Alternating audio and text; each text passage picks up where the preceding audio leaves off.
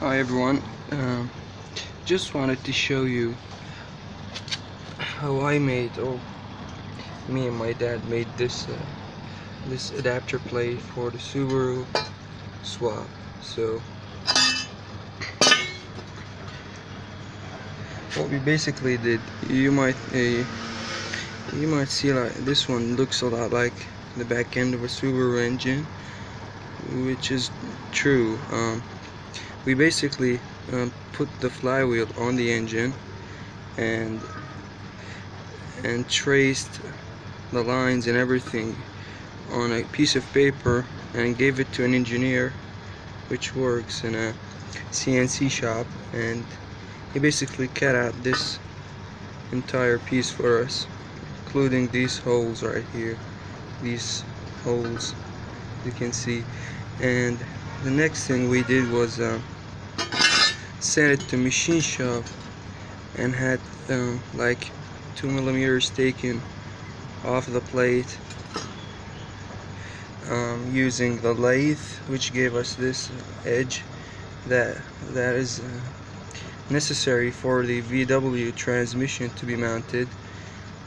And of course we drilled holes for, VW, 4 holes for the transmission, and the bolts were welded from the back, as you can see, all the way.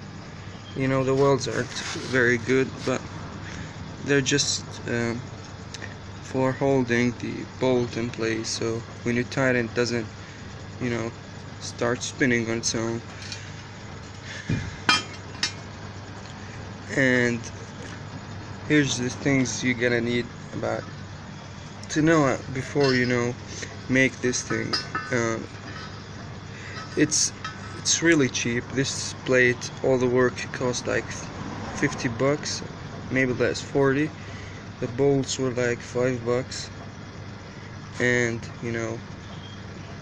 cutting using the torch and whatever, that's just like, it's not worth even mentioning. That's so cheap. Now I'm gonna show you how you're gonna need to mount it on the engine and what needs to be customized.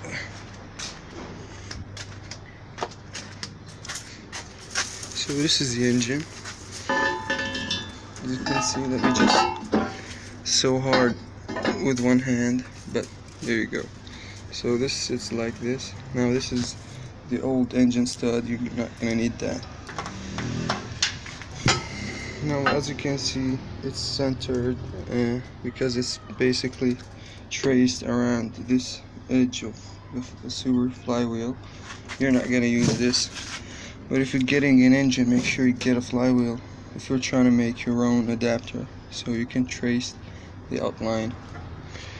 I'm sorry, I'm not really looking at the camera, but you get the idea. It's not a widescreen. So what you're gonna need is these kind of bolts. As you can see, they have like this edge right here, slope, whatever, and these just simply slide into these holes. As you can see, they also have a notch, so the bolts sit flush. And basically, when you the top ones, you don't need to do them like this, so you can use regular bolts. But the lower ones, there's the VW engine mount, which actually touches the rubber part, touches the bolt if you put like a regular bolt. So you're gonna need to use these on the lower. Now after you mount these, you simply screw them in and all the way, and then gonna sit flush using the Allen key. Yes, so this is basically it. Also, this conversion I'm making is not a what do you call it, fuel injected one. It's actually carbureted Subaru engine. It's an EJ22 with a carb from an EJ18, I think. I don't know, maybe it's for the EJ22. Excuse my weed, but This is the carburetor. It's a Hitachi something. This is the manifold actually. It already has the neck inside of it, and here is the manifold, and it has the integrate inside of it. Now let me show you something. I'm gonna go show you the distributor because I've never seen it on YouTube actually.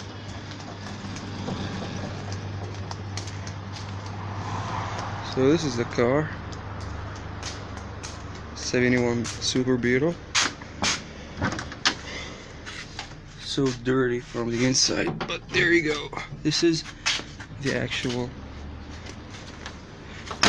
distributor that came with Subaru, and vacuum advance,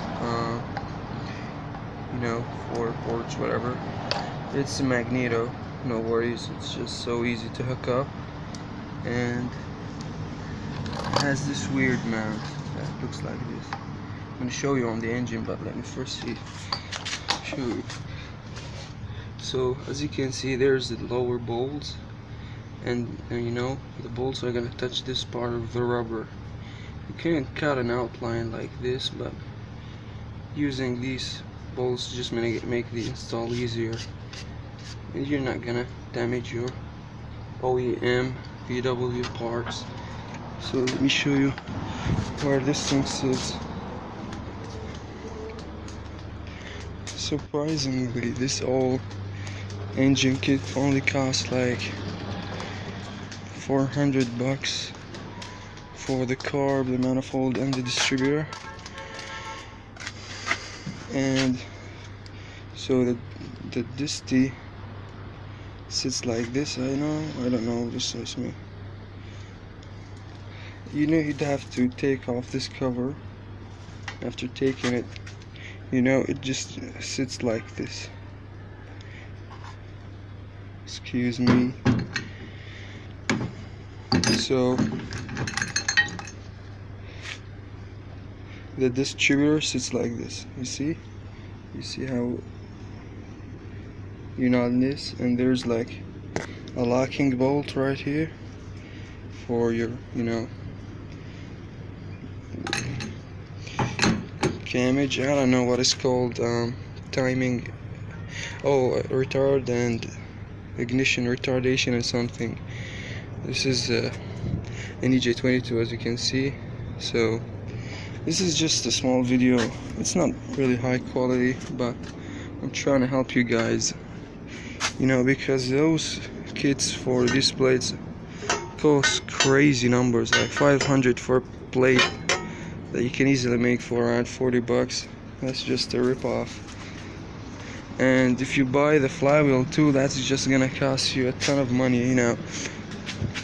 What I'm just gonna say is you guys can subscribe because I'm gonna post me installing the engine without the flywheel. Then we're gonna actually customize the flywheel, so it's just basically all done by yourself, and it totally comes up to around $100. So if you do it yourself, this only costs $500 for engine, flywheel, and the adapter plate. It's really a good deal for 130 horsepower. Jumping from a 1300 to 2200 cc is a big jump. So hope you guys got some information. See you later.